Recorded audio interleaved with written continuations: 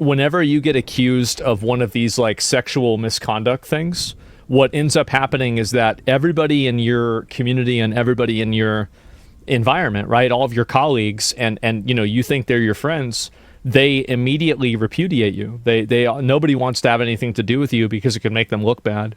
And so you have a person that gets accused of something, like with Tectone, right? You have a person that gets accused of something, and then this effectively makes them a leper inside of a community. And even if people might not be sure about it, they still don't want to have to deal with the optics of being around a person that's been accused of these things. And so really, I think you should have a little bit more empathy. And I'm not even saying that, like, again, like, you just look at my track record and in the way that, like, I've treated situations like this in the past, and, you know, like, what my takes on this has always been. I've always been a trust but verify kind of guy. But, and I do think there should be, like, way harsher punishments for the people that do actually do this stuff.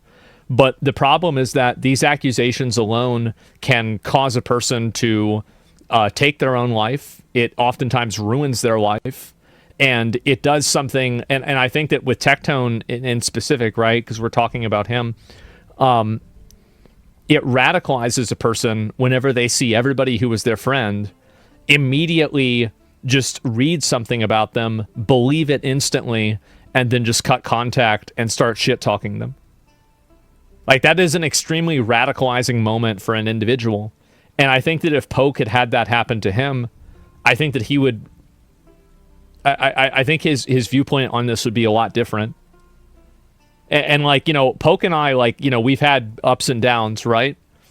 Last time I met Poke, I was actually really friendly with him, so I'm not going to go really hard on him. But I'm going to ask him to just think about it from Tectone's perspective and think about what happened to him because of that. And think about how you would feel if that happened to you.